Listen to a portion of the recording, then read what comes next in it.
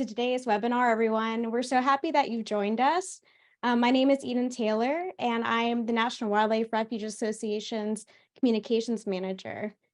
So please take a second to pop your name in the chat box along with your closest National Wildlife Refuge. It would be great in helping us get to know you and see where you guys are from. If you're experiencing any issues during the webinar with tech or audio, not being able to hear or see, please just let us know in the chat box. You can reach out to me directly, and I'll try and assist you pretty promptly.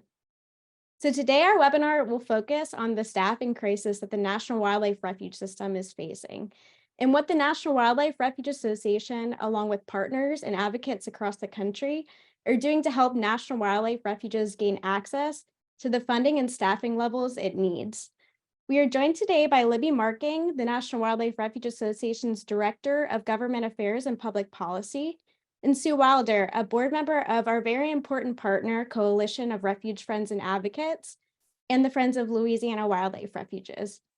We would like to ask you to please hold your questions until the end when they are answered during a short Q&A session after the webinar, but please feel free to drop your questions in as they come, as we will be monitoring the chat for those. So with that, I'd like to pass it over to Libby Marking and ask her to go ahead and kick it off.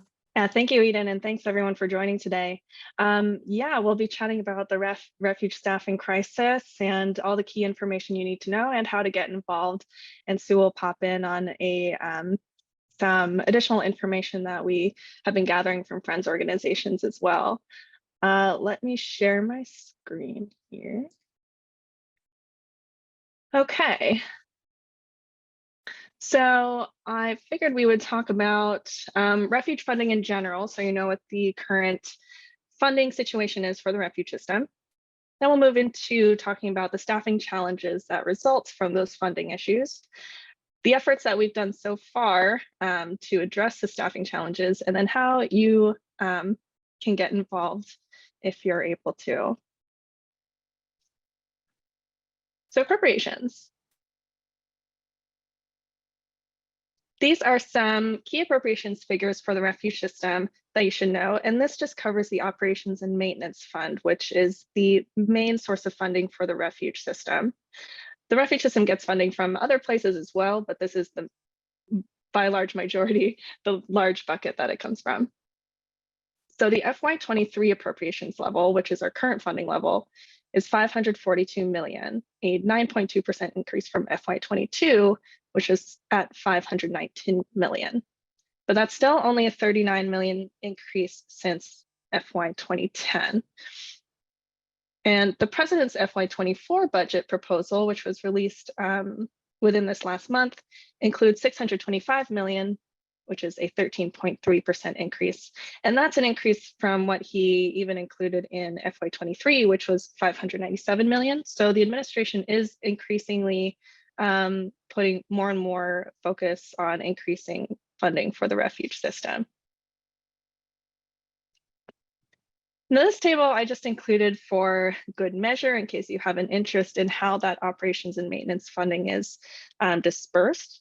So under operations and maintenance, there are 5 sub-activities that those funds are dispersed through. So that's wildlife and habitat management, visitor services, refuge law enforcement, conservation planning, and refuge maintenance.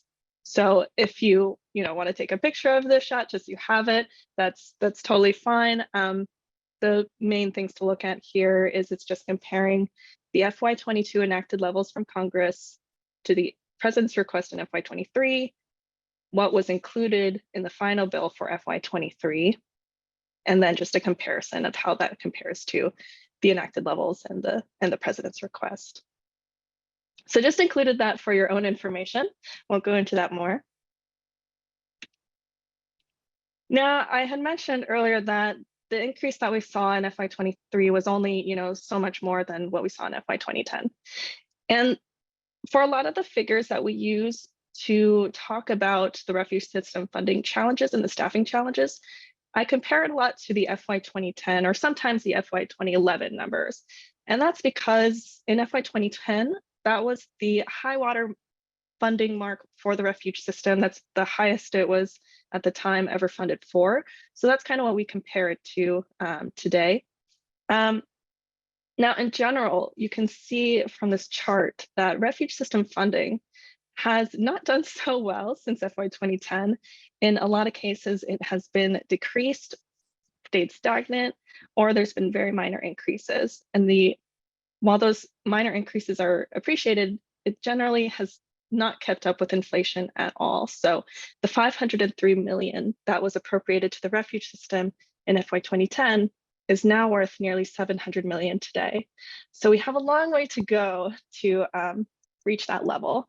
And this failure to offset the impacts of inflation has resulted in a refuge system that has long been strained under the weight of critically low staffing levels and lost capacity. And now that we're in this age of rapidly worsening biodiversity and climate crises, we have to invest as much funding as possible today so these protected areas are available tomorrow for shifting conservation needs. Now, as a point of comparison, the refuge system and the national park system have very similar land bases. Refuge system has 95 million acres of land, and national park system has 84 million acres. So the park system receives $35 per land acre and has one staff per 4,200 acres. And in comparison, the refuge system only receives $5.46 per land acre and has one staff per about 40,000 acres. So it's a huge disparity. And we're, every single year as inflation stays stagnant or gets very minor increases, it just gets worse and worse. So as we think about this, the refuge system, in the Refuge Association's advocacy efforts, we are requesting at least 1.5 billion in fiscal year 2024 for refuge system operations and maintenance. So let's go into that 1.5 billion number. A lot of what we're accounting for is refuge system growth since FY 2010. So since then, the refuge system has grown by 14 new refuge units. It's added hundreds of millions of acres of marine national monuments. It's added new services like the Urban Wildlife Conservation Program, which has dramatically changed the way conservation is delivered to communities. And since FY22, or in FY22, there were 67 million visitors to the refuge system across the country. And that's an increase of 34% since FY 2010. Now, all of this growth is really incredible for the refuge system. It's enhanced it and benefited the communities around these refuges. But this growth has also put a lot more pressure on an already stressed and underfunded system. And the funding has not kept up to accommodate this growth or really to maintain what was already in place. So as a result, we've seen steady cuts to the workforce over time, just cutting wherever they can. So since FY 2011, over 800 permanent positions have been lost, and that's an enormous 25% loss in capacity. This decrease in budget or the stagnant budgets has led to destaffing refuges, closing refuges to the public. Some refuges are completely unmanaged, and in many cases, the remaining available staff are consolidated into refuge complexes. So they're covering, multiple refuges at a time, sometimes hours away from each other. So 0 refuges are fully staffed. And approximately 54% of refuges are not staffed at all. Now, this chart on the side here, this breaks down where the staffing levels were in FY 2011 versus all the way up to FY 22. So you can see that in every single category, it's been decreasing dramatically. And we have done some work to estimate the actual need for the refuge system. And that analysis we have done through analyzing comprehensive conservation plan data or CCP data, accounting for all of the new growth that the refuge system has seen, and in conversations with various Fish and Wildlife Service staff. So these are our estimates for the actual staffing needs across the board for the refuge system. And when we average the salary data for each of these particular buckets, we can estimate that the refuge system needs an additional 560 million to hire this amount of staff and reach that full capacity, that ideal capacity. And that 560 million is on top of existing appropriations. So that's a whole extra bucket we're looking for. So think about some of the impacts on the ground, and Sue is going to go into these in a little bit more detail, but I wanted to include a few things here. So as you saw from that chart, there are currently 214 law enforcement officers who are patrolling 850 million acres of land and water. So excluding the water acres, that's an average of 440,000 acres per officer, leaving much of the refuge system virtually unprotected. And in many cases, one officer alone is responsible for an entire state with their refuge units hours away from each other. And similar examples can be made of impacts from the loss of biological, maintenance, visitor services staff, et cetera. And as many of you know, volunteers are a significant part of the refuge system workforce and participate in almost every aspect of refuge work. They actually provide additional free labor equaling 20% of the refuge system workforce and account for over 1 million hours of work every single year. So clearly volunteer programs are critical for the operation and maintenance of refuge. But as the budget has not kept up, many volunteer programs have been cut back or completely eliminated due to the lack of supervision from professional full-time staff or the necessary infrastructure to support them. So for the refuge system to realize its full potential, sufficient funding to support that vibrant core of volunteers is really essential. Now, funding for planning has also largely been eliminated due to budget cuts. And as you can see, more than 40% of refuges have an outdated CCP or no plan at all. Again, CCP stands for Comprehensive Conservation Plan. And planning is at the core of refuge system management. So having an increase in funding for that planning and management staff will allow for Fish and Wildlife Service to begin to address that backlog and provide more of the tools it needs for active water management, habitat management, restoration, and invasive species eradication, all the things that refuges need. And of course, it goes without saying that with that lack of funding, there has been an ever-increasing maintenance backlog and this loss of biodiversity. We were speaking with a regional director not that long ago who said that they can only monitor 1/5 of the native wildlife on their refuges. So it is not a good situation. So our efforts to date. Now, the National Wildlife Refuge Association officially launched its staffing campaign in January of this year, and we did that by sending a letter outlining what our advocacy efforts will be for the 118th Congress, and we sent that to Fish and Wildlife Service leadership at headquarters and in the regions. And we've been discussing this issue with them and working closely with them on how we can begin to address these issues in coordination. We also partner with Corfa, who Sue is representing here today, and we also chair the Cooperative Alliance for Refuge Enhancement, which is a coalition that's been in place since 1995 of 24 organizations that specifically work for increased funding for the refuge system. So that coalition, many of our partners in that coalition has rallied behind speaking about the 1.5 billion number, speaking about the staffing issues more directly and focusing more on highlighting that issue as the main problem for the refuge system. So we're making lots of headway with our partners in pushing that message out.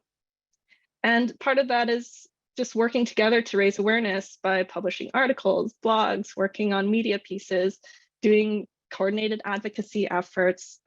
So for example, Defenders of Wildlife, they have recently put out articles and studies highlighting the funding challenges for the refuge system, and those kinds of things have been very helpful to push it forward. There was also just a news article from a local paper on the Missisquoi National Wildlife Refuge staffing challenges. So we're very happy to see that as well. On the advocacy side of things, we had the House Appropriations Interior Subcommittee just had a public witness day where there was an opportunity for organizations to submit testimony. So the Refuge Association, as well as many friends organizations, as well as the Cooperative Alliance for Refuge Enhancement and CORFA, we all submitted testimony highlighting the staffing challenge as something that Congress needs to address in the Interior Appropriations Bill, as well as overall funding needs. And at the moment, we're currently coordinating several letters in partnership with the environmental community, other environmental organizations, and Dear Colleague letters, which are letters that members of Congress send around to their colleagues to ask for increased appropriations for specific programs. So in this case, the refuge system. So we are doing all of that type of advocacy and pushing it forward, getting more and more champions on the Hill and raising our voices and making this issue more well-known for the decision makers. So that's some of the efforts that we have done since January. I'll turn it over to Sue now to speak about these French sharing sessions that we held in January. Great. Thanks, Libby. That was a great synopsis. We're very fortunate in CORFA to be able to work with the Refuge Association and in their campaign to help with the reduced staffing. So what CORFA has decided was we thought we would have some sessions available to hear what the impacts are that the friends groups are seeing across the country as a result of the reduced staffing that has been exhibited. So we had 3 sessions starting in January. They were well attended. We had 73 participants from 23 friends group across the nation, and that was geographically well represented from Hawaii all the way over to Mississippi and Vermont, and down to the Keys in Florida. So we were, and everything in between. So we were well represented geographically. And a number of themes that we heard overall among the groups was repeated across the country. The purpose of the sharing sessions were to really just kind of hear what impacts folks were seeing and get testimony on some of the issues that are coming up at refuges as a result of this reduced staffing. The main big themes that came out of this, as Libby mentioned earlier, were law enforcement impacts, issues and testimonies such as public safety concerns are of vital importance to the refuges, and people are concerned about their public safety when law enforcement is reduced and there's not as much enforcement available. We've also seen increased illegal activities on the refuges, including dumping and, use your imagination. Really anything and everything is picking up as activities that have increased in the lack of enforcement.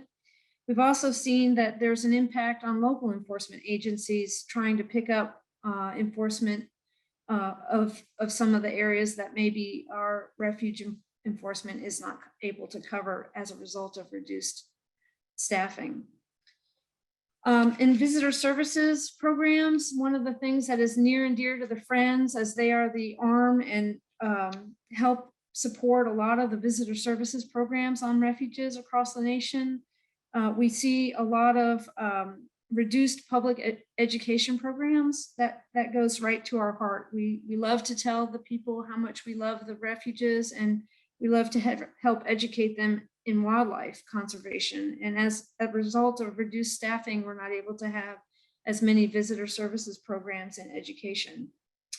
We also see youth programs are reducing, and also our fundraising opportunities are much reduced in the Friends groups. And the Friends being the fundraising arm of the Fish and Wildlife Service, that really does impact our ability to do more things for the refuge system. We've also seen visitor centers close or reduce their hours of operation, and that has hurt a lot of friends groups because we always want to be able to be out there and allow folks to come see the refuges that we represent and help greet them as they enter our refuges.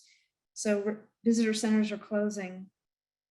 And that also impacts our identity in communities, our local communities, right? So as the refuges are not able to interact with the public because of the reduced programs, the impact to the communities, the local communities is also affected. And then a couple other things on the biological side. One of the most important things being the fish and wildlife habitat management is completely reduced.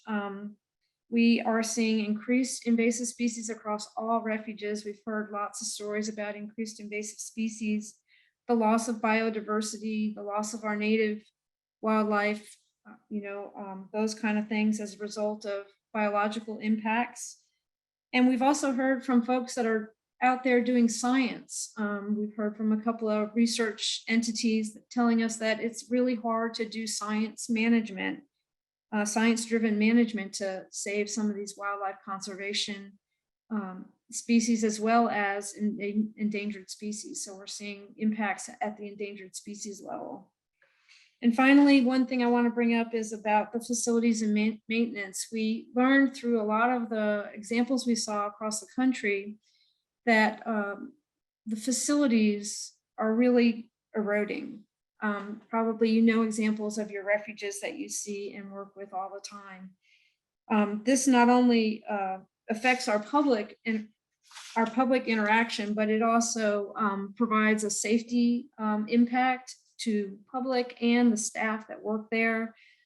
These decays are really backlogged. Our maintenance is backlogged. We're way behind in some of those vehicle building and equipment issues that we're seeing. So we can't really, do things like if equipment is 10 years old, we're having a hard time responding to hurricanes, for example. And, so there's a lot of information that we are learning about the decaying and maintenance backlog. And that's really what I wanted to say. I really am it's an amazing time to hear about all the things that are going on in the refuges across the country. We have tremendous support in the Friends group for all the refuges, and we really want to see that full capacity budget rebuild like Libby discussed.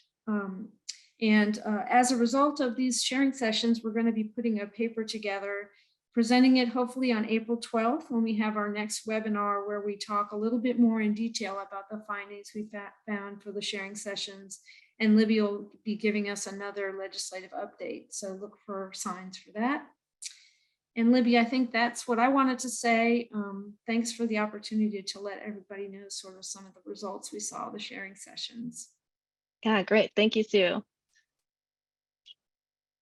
And so let's get into how you can help if you're in a position to do so. So I put a link here, and Eden can put it in the chat box as well.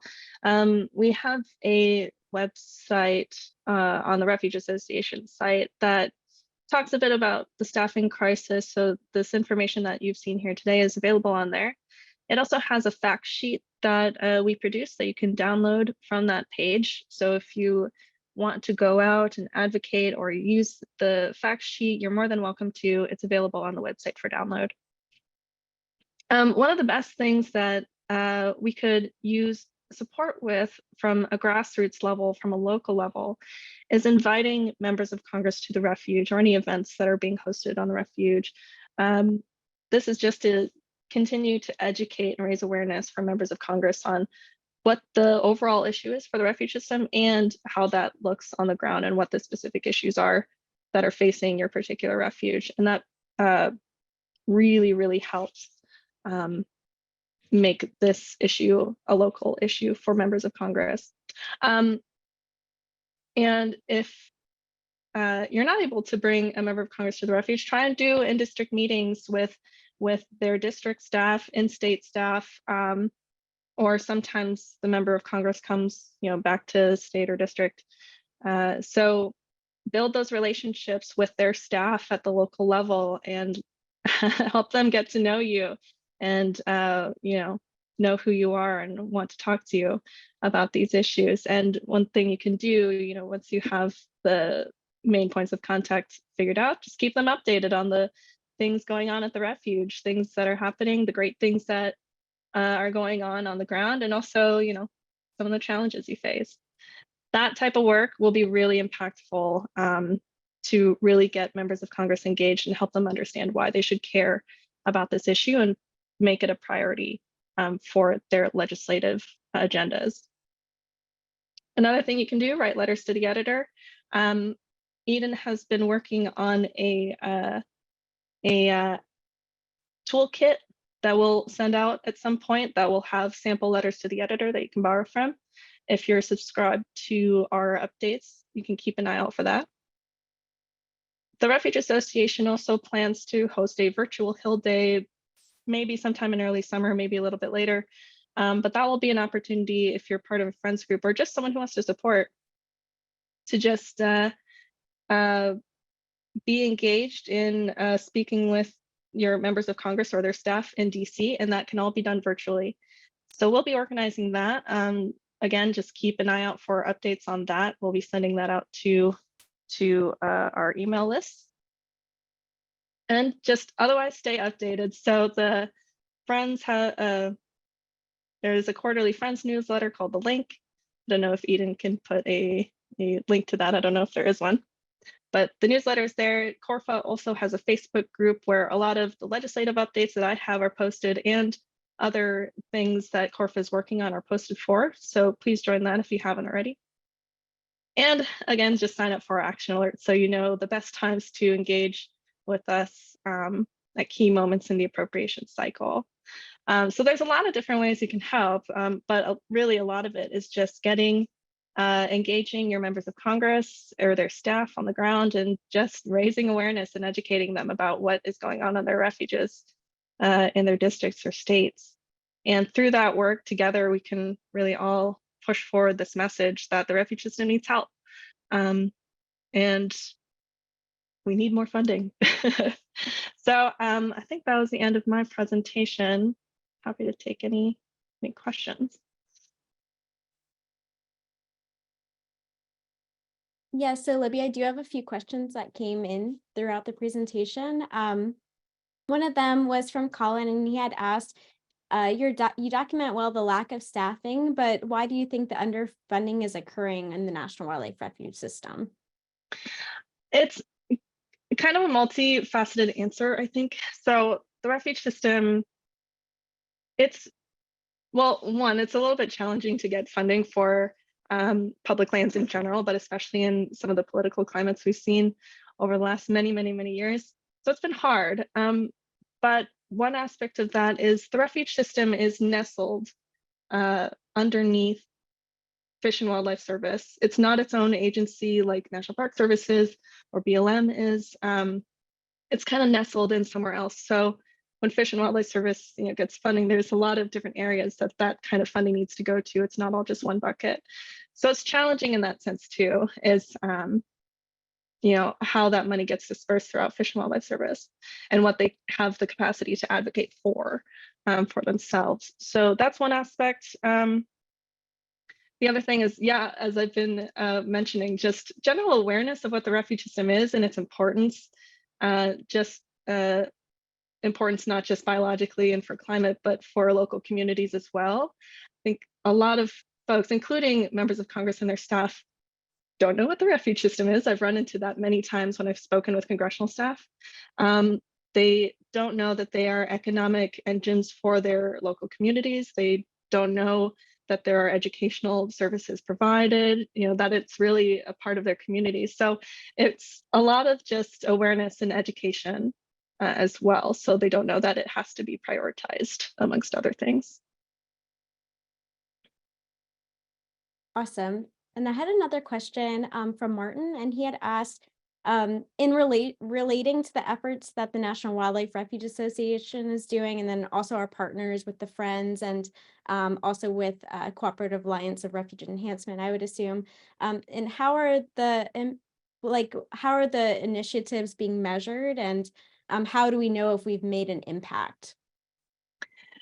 Yeah, that's a really good question. So as I said, we only just started this campaign in January. I think we'll really begin to understand what kind of movement we've been able to make at the end of this year even. We'll be able to measure it a little bit more. But I think we have already been able to see a lot of headway just within the administration, or at least in Fish and Wildlife Service, and in our partners, of making the staffing issue an actual talking point, something that we focus on, something that everyone is pushing forward together as like, this is the issue that the refuge system is facing.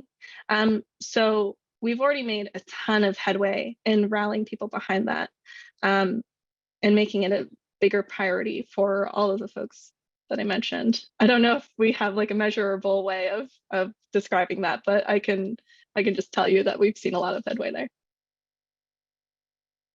Awesome.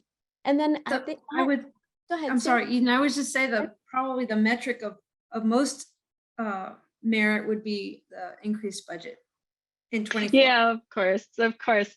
You know, and I'll mention that we've heard from many people on the Hill, you know, the odds of us getting increased appropriations for anything really are pretty low. A lot of people's expectations is that across the board, things will stay the same as the FY23 enacted levels. So we're in an uphill battle when it comes to appropriations.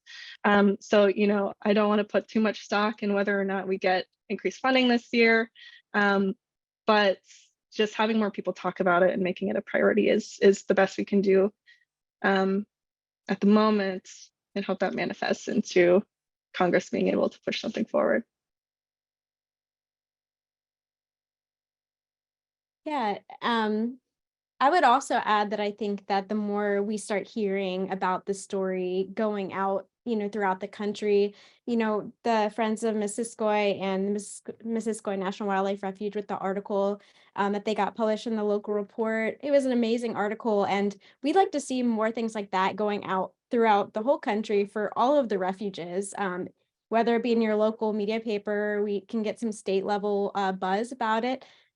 We'll know that we're really making an impact when people start talking about the refuge system more. So I think that would be a really cool way to measure some of our impact.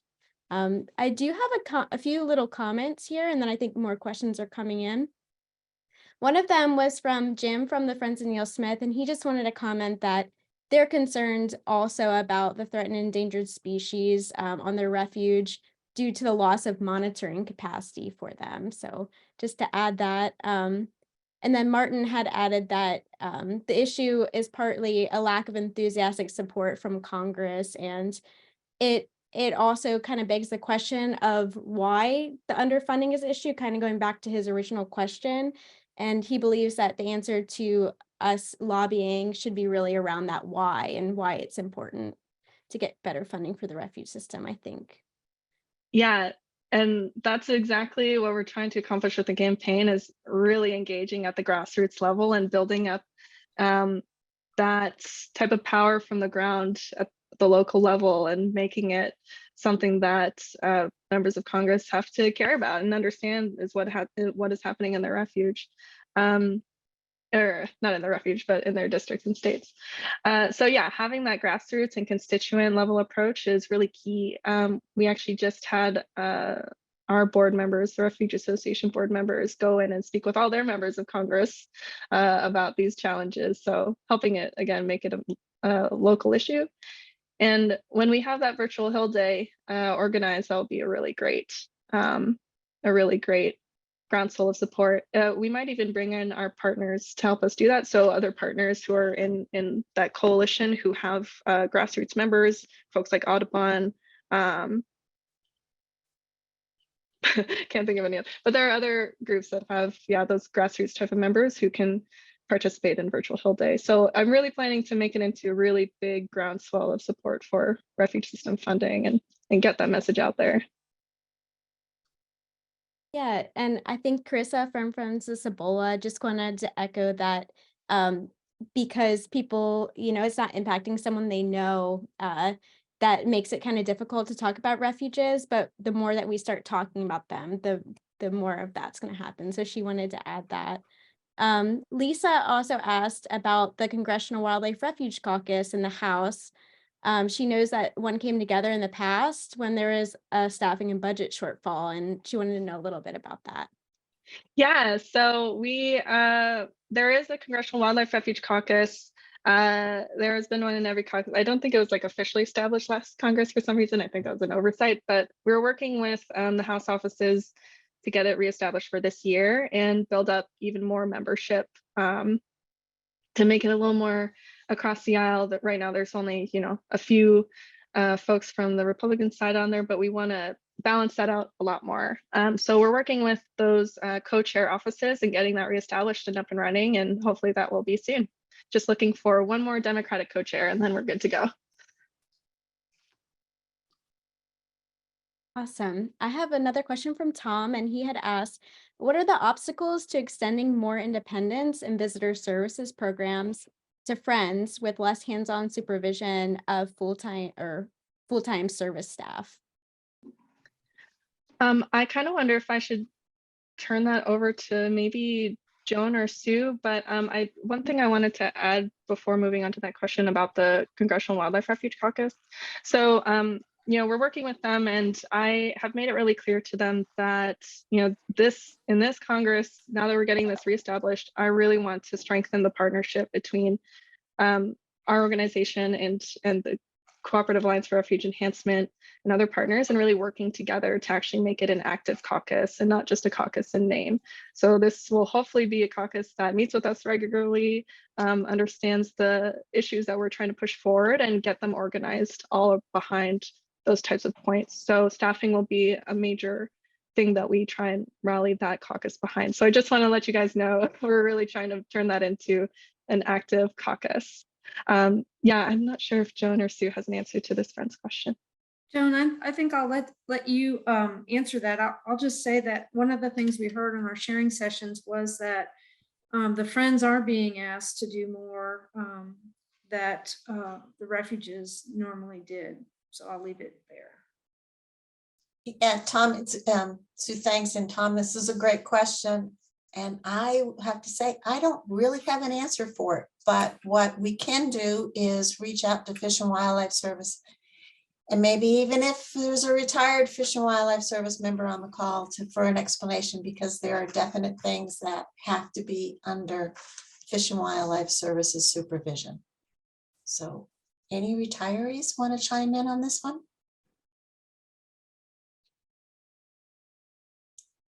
Hearing nothing, then we have a call with Corfin. So Joan, Joan, I could take it. So there's a whole bunch of responsibilities that cannot be delegated out from the federal government. There's a fairly long list, and the solicitor reviews it and approves it. And there's lots of things that friends and volunteers can do, but unfortunately, and I don't know what that list is. But there are things that they just can't do, or there's also things that require supervision because of liability questions. So it's not a simple answer really to that.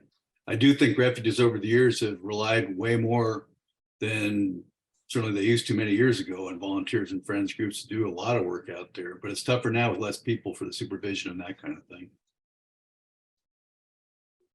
Thanks, Jeff. Thank you, Jeff. Yeah, so I have another question from Jonathan, and he had asked, the America the Beautiful initiative is predicated on federal plus private sector funding. Why don't we simply look for more private sector funds for the refuge system? Yeah, I feel like this is a question we get sometimes, including from members of Congress. I don't know if I have a great answer for that, but I think I'll just say that, refuge system funding is at such a state that it's Congress's responsibility to maintain these public lands. And they have to understand its importance. They have to maintain it for all the future years to come. So yes, there probably can be an initiative to bring in private sector funding, but ultimately it's Congress's responsibility to appropriate the necessary funds to maintain these lands. So I don't know if I have a great answer for why or why not we can't take that approach, but as far as the Refuge Association goes, our focus is just on increasing that congressional appropriations dollars.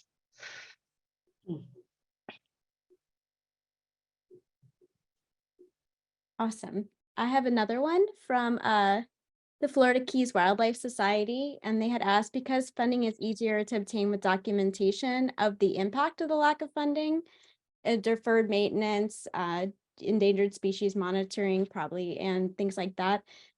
This is hard to do if you don't have the adequate staff to document those things. Can the Friends help here? She's thinking locally.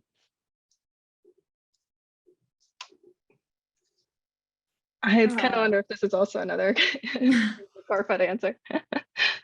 And this is a definite, Friends can help here.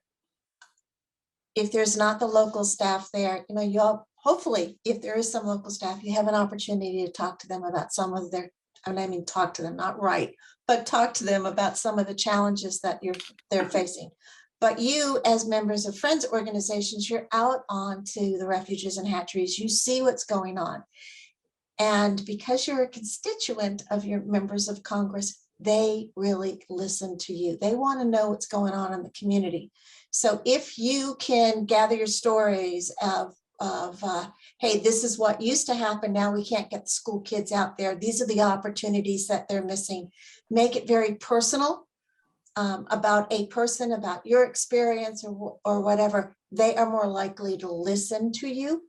And when it comes time to making decisions, if you've made that connection with them, they're more likely to side with the way that you would like to see things go in terms of funding. So it's real important for you to figure out those impacts and share them with members of Congress and everybody else in the community.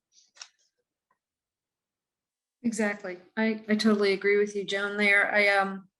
I think, that we can continue to support the refuges as best we can in all ways that we're asked to as Friends groups.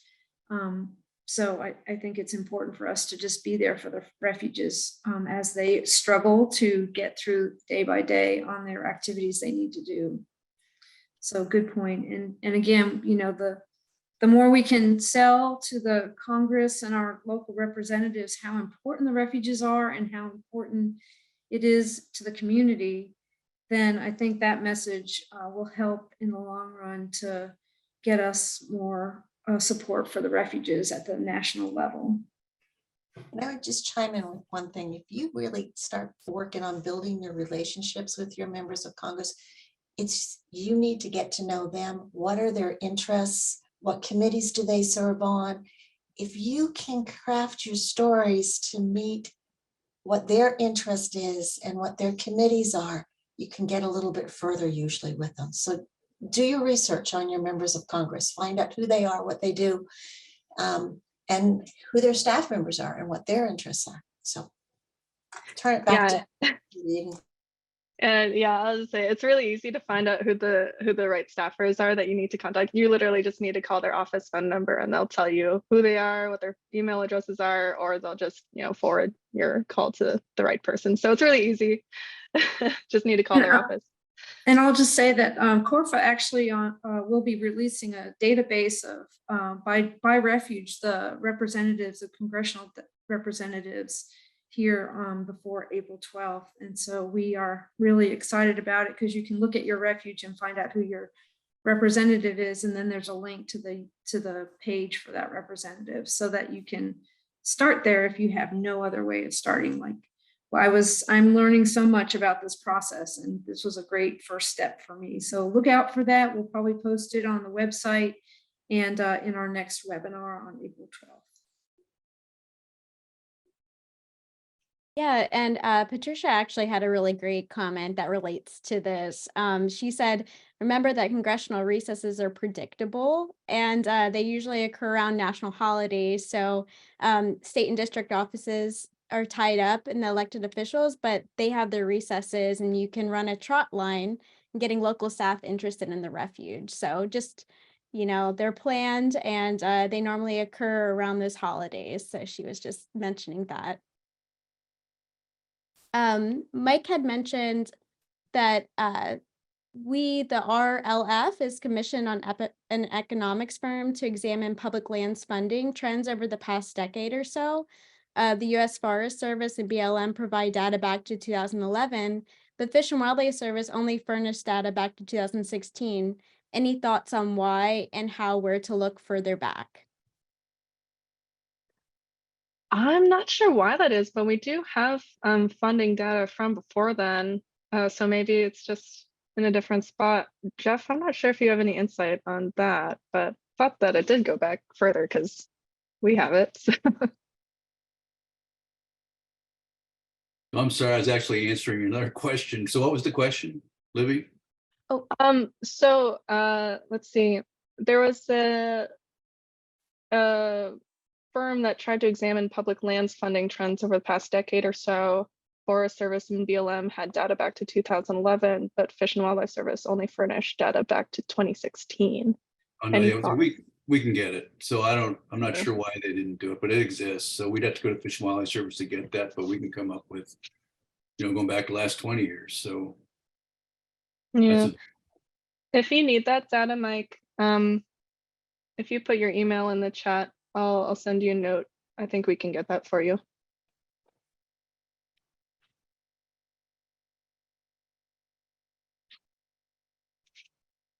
Awesome. Yeah, and Jonathan just wanted to comment that he thinks that a good role of the Friends is to take the messages into the private sector. So to continue to talk about refuges, like we had mentioned before. Jerry had said he's our friends here. Can I just interrupt you there, Eden, and just follow up with that? Because Eden will actually be helping us make social media messages. Do you want to talk a minute about that in May? Yeah, so I will be giving a webinar in May around, digital tools and things that you can use to start sharing your story for Refuge friends. But included in that webinar towards the end, we're going to be sharing our Refuge staffing campaign toolkit, which Libby had kind of mentioned a little bit before. Will include templates, letters to the editor, sample letters to your members of Congress, and different things like that, and social media posts that you can use as not just a friends group, but also as an individual advocate for the refuge system to try and amplify some of these messages and benefits of the refuge system that we see and we experience every single day on refuges. So we'll be putting out that toolkit in conjunction with that webinar in May. So I think we'll be releasing it to the friends groups that were on the webinar first, but then after that, it will go out to our full general supporter list. So just keep an eye out for that sometime in May.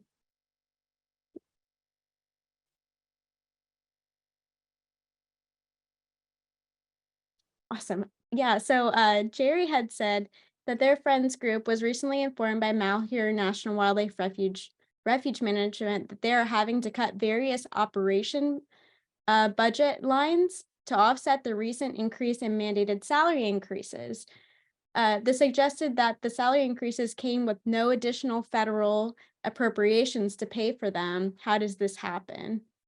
Yeah, I'm actually really glad that you brought this up because this is a point that I forgot to mention in my presentation. So thanks for asking that question. Yeah, so fixed costs like salary increases eat into any increases in appropriations that we do see. So those minor increases that we've seen over the last few years have been totally been eaten up by these fixed costs like salary increases. And in many cases, it's not enough to cover those mandated fixed costs. So at that point where it's not covered, then they have to start cutting staff, or as in this case, cutting operational budget line items. So as a point to keep in mind, so cost the refuge system an estimated $3 million for every 1% raise in payroll costs. So the funding increase that was provided in fiscal year 22 didn't cover that cost of the scheduled 1% federal wage increase. I think this last scheduled federal wage increase was something like 4.6% or something. So I don't know if this increase covered all of that. I heard from Fish and Wildlife Service that it did, but I'm not totally sure that that's truly the case. But in a general sense, the small increases that we've seen over the years haven't been enough to cover those fixed cost increases. So without increases just to cover those basic costs, more and more positions are lost every year, or more and more operational budget items are slashed.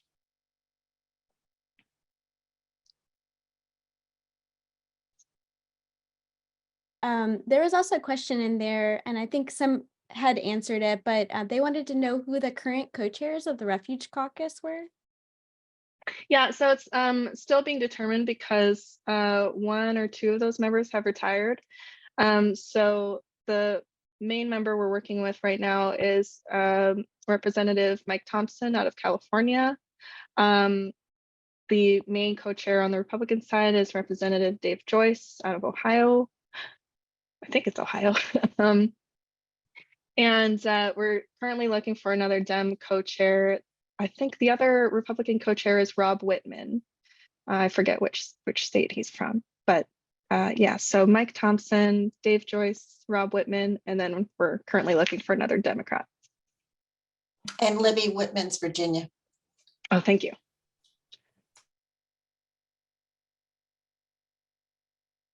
Awesome. Garner had wanted to add that the Friends of Missisquoi National Wildlife Refuge are actively trying to maintain and beautify their refuge currently. And they say it's a struggle and a challenge because a lot of their machinery and is kind of obsolete. And then also they don't have enough staffing to really look after this. So they're seeing that struggle on the ground that a lot of friends groups are seeing too.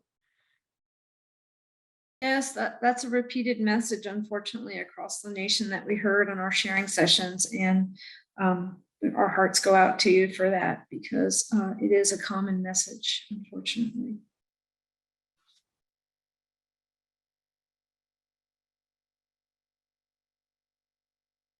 And I'm thinking, I think a lot of these are comments. There was a suggestion that the Refuge Association should identify key members on budget committees and contact friends groups in those districts and provide suggested info above and timing to all move at the same time. So if anyone wanted to comment on that one, but I think that is a part of our large plan to try and get this grassroots movement to kind of come together so that we are all speaking the same message at the same time. So But Eden, I can take that one. It looks like that came from Ricky Ingram. I think that's who it is. So Ricky, hey, long time.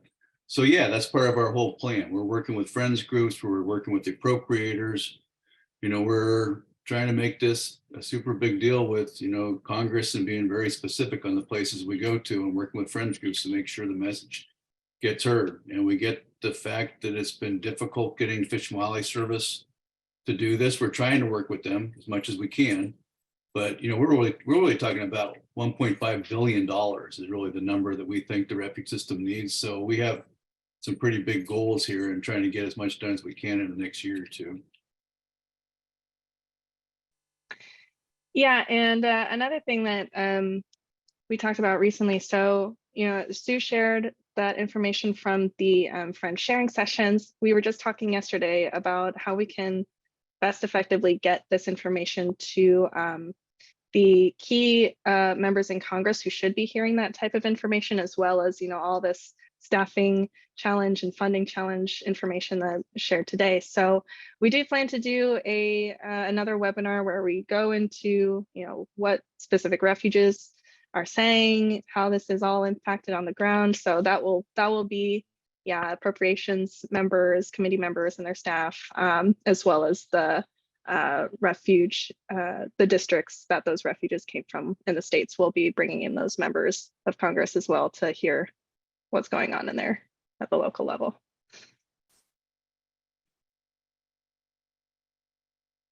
awesome. And I think that was all the questions and suggestions that came out in the chat box. But if anyone else has any final questions that they would like answered, you can just drop them in or raise your hand. Sorry, I got a direct message, although it might be interesting to other folks. So I got a message asking when is Senate Appropriations Subcommittee testimony due. So those deadlines have passed, unfortunately. So we did get some friends orgs to participate in that public testimony process, but as I said, that won't be the last time for folks on the ground and friends orgs to get involved in the appropriations process and advocacy process. So let's keep an eye out for more opportunities from us. You'll see action alerts.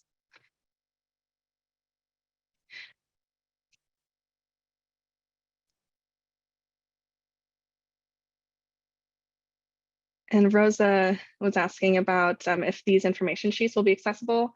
Yeah, I think Eden will be sending a follow-up email and it will have a copy of the slides. It can also include the fact sheet that I mentioned, but yeah, that is accessible on the website whenever you need it. So, but yes, Eden will follow up with these slides.